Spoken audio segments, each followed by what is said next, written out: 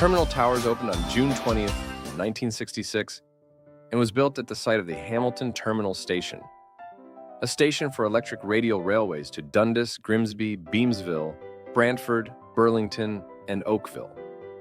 The terminal was converted to intercity buses in 1931, closed in 1955, and demolished in 1959. Terminal Towers was built by Monarch Construction at a cost of $11 million. It was Hamilton's second mall. The first one was Lister Block, which opened in 1886 and rebuilt after a fire in 1923.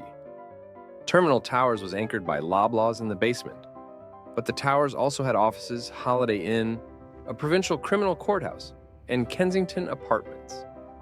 The mall also had 40 stores including Shoppers Drug Mart, Cham 1280 AM, a camera shop, Royal Trust, The Letter Shop, Ingeborg Shoes, St. George House of Vision, Jordan Livingston Furs, Laura Secord, and other businesses.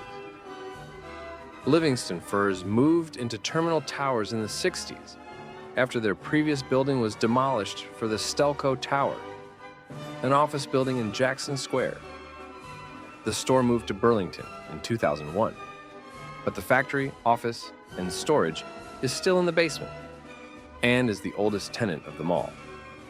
Effort Trust, a real estate company that owns many apartment and commercial buildings in Hamilton and other cities in Ontario, bought the building in 1988, and the building was renamed Effort Square.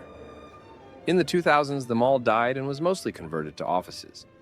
It was on the east side of downtown Hamilton, across Main Street from Landmark Place, Hamilton's tallest apartment building, which also had a mall that was converted to offices.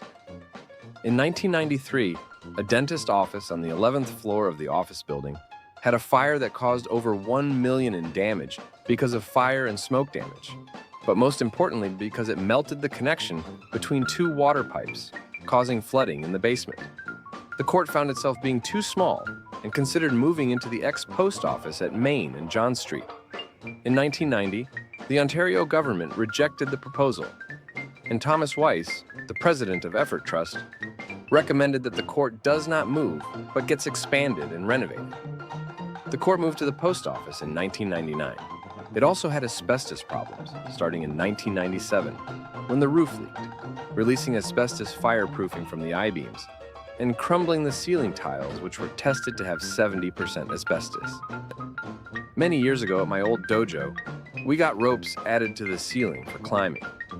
A small hole was made in the ceiling tiles for the rope to go to the roof. Then the hole got a lot bigger, creating dust, as more kids climbed the rope. I couldn't go all the way up, but most other kids could do it. At the time, I was not very smart. Didn't know it could have asbestos. The dojo was built in the 70s when asbestos was dying, so it is a mystery if the ceiling tiles had asbestos. Effort Square and Jackson Square were negotiating to get a mini casino in the 90s. The casino could have replaced the hotel in Effort Square, making it go out of business. The hotels in downtown Hamilton were at 40% capacity and losing money, and a casino might have added more traffic to the hotels. The casino was not built. Hamilton was not as over-malled as London, but there was competition between malls, and Jackson Square is the only alive downtown mall. The main malls, Lime Ridge and Eastgate, also murdered smaller neighborhood malls. Terminal Towers does not have any mall stores, and most units were officed. But there are some dead mall spaces for lease.